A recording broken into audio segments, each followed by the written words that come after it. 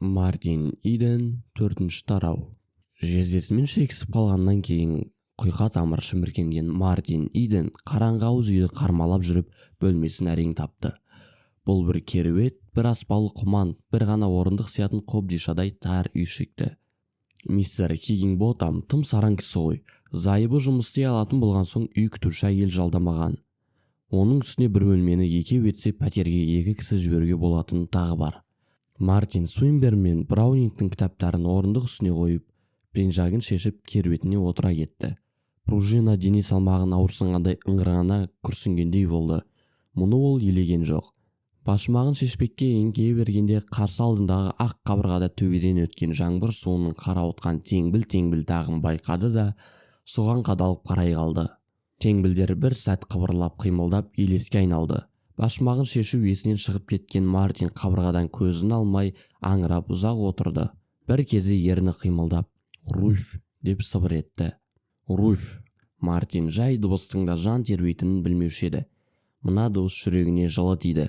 Елжіреп қайта «Руфь, Руфь» дей берді. Қыз есімі дуалы тұмар тәрізді. Аузына түссе ақ дидары көз алдына келіп қабырғаға алтын нұрын түсіреді. Қабырғаға ғана емес, шексіз әлемге шашырайды. Өзі қыздың жан дүниесін іздеп шарқ ұрып жүрген сонау алтын кеңістікке тарайды. Іштегі бар асылы асау ағындай сыртына тебеді. Қыз ойына түссе көңілі тасып, ізгілікке қолы жеткендей нұр үстіне нұр жауғандай қуанады. Көкірегі маршылған үстіне осылай аршыла берсе екен деген игі үміт туғызады. Бұл бір жаңалық. Мартин бұрын соңды мұндай әйел ұшыратқан емес. Қайта басқа елдер әдепсіз, дөрекі, хайуан қып жіберетін. Сонда да көпшілігі жақсы болсын, жаман болсын, жаратсын, жаратпасын, әйтеуір бар жақсысын аяп қалмаған Мартин түсінбеуші еді. Өзі туралы ол ешқашан да ойлаған адам емес. Кісінің жүрегінде сүйіспеншілік сезімін оятатын қасиеті барын білмейтін. Көп әйел сыртынан назар салып жүретінін байқамайтын. Әйел жанаспаса, әйелді өзі іздеген емес. Жақсыдан шарапат дегендей бірен-саран бикешке алда-жалда шарапатын тиді деп ойлаған да емес. Иә, күні бүгінге дейін әйелге селқос қараған рас.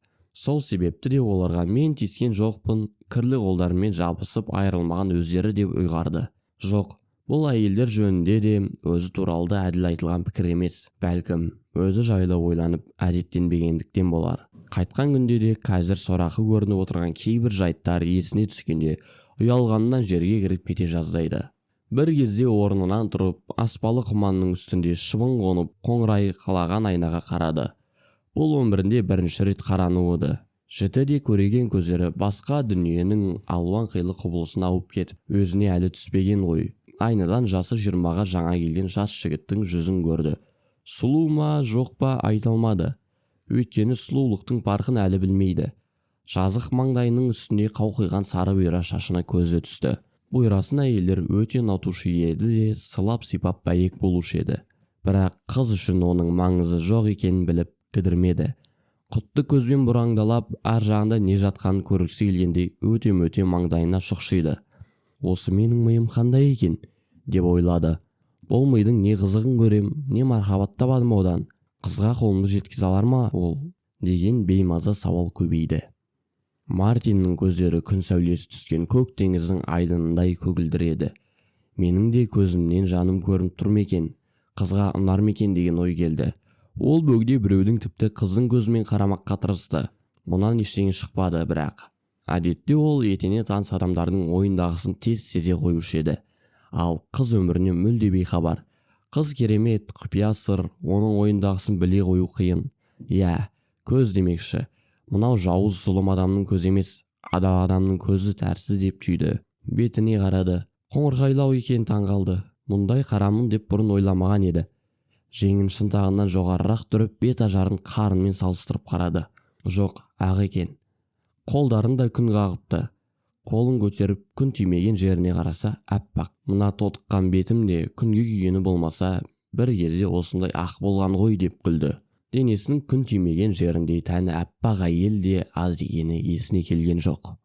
Кейде ашу жеңіп, уылжыған сезгіш еріндерін қатты жымқырып, шамырқанғанда дүниеден тәрк, қатал, ызғарлы сияқты көрінетіні бар немесеңіз, жалпы ауыз білімі оймақтай әдемі, жауынгерге де ғашық жарға да лайық деді.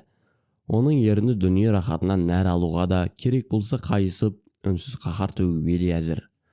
Иегі мен зілдей жақ сүйектері айбарын аңғартқандай, қайраты сезімін билеп, ақылға жеңдіріп тұрғандай еді. Сондықтан ол сұлулықтың тазасы мен сезімнің мөлдірін ғана қалайды.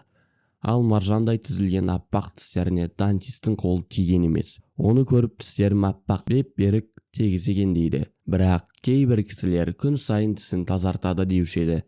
Деген көмескі ой келіп өз-өзінен ұялды. Бұл аузы таза ардақтылардың әдеті. Қызбен сұхбаттасатын сырбаздардың салты ғой. Қыздың өзі де тісін күн сайын тазартатын шығар. Мартин өмірінде тісін тазартып көрмегенін білсе, қыз не дер еді? Күнертең жаңа щетка сатып алып, тіс тазартып әдеттенуі жөн. Қыз көңілін құр ерлігімен аударып алам деуі дұрыс болмас. Ол мұнан былай күтініп жүруге ұйғарды. Әдетте қатырғы жаға кигенде мойнына бұғау салғандай көретін әдетін қойып, енді тіс тазартудан бастап мойынға жаға салуға дейін зор өзгеріс жасауға бел байлады. Мартин қолын көтеріп алақанның күшін тырнады. Терісіне кір-қолаң әбден сіңіп кеткен. Щеткамен ысқыса да кетер емес. Шіркін, қыздың алақаны қандай. Еске алудың өзі бір ғанибет. Раушан гүлдің желегіндей жұп-жұмсақ, қардың қылауындай салқында жеңіл. Әйелдің қолы мұншама биязы, нәзік болады деп кім ойлаған? Шіркін-ай, қолын қысып аяласа, сипаса қайтер еді деп ойлағанда, өз-өзінен ұялып қызарып кетті. Бұл жаман ойы қыздың рухани дүниесін қор еттім, тым өжет қылық деп білді. Қыз дүнияуи нәрсенің бәрінен аулақ, асқар биікті мекен еткен рух, денесіз қуат. Дегенмен оның мамықтай алақаны есінен кетпеді. Жігіт фабрикада істейтін немесе үй жұмысынан ығыр болған бейнетқор әйелдердің көндаға қолдарына көз үйренген ғой. Әлбетте, мұның себебін де жақсы біледі. Қыздың қолы нәзік, жұмсақ болатын себебі. Ол қолдап еш уақытта еңбек етіп көрмеген жан. Өмір сүру үшін тірнектеп, еңбек етпейтін адамдар есіне түскенде қыз бен екеуінің арасындағы айырмашылық жер мен көктей көрінді. Көз алдында еңбек дегенді білмейтін ақсүйек алпауыттар елестеді. Қабырғадағы қара дақтың бетіне олардың бейнесі түсті.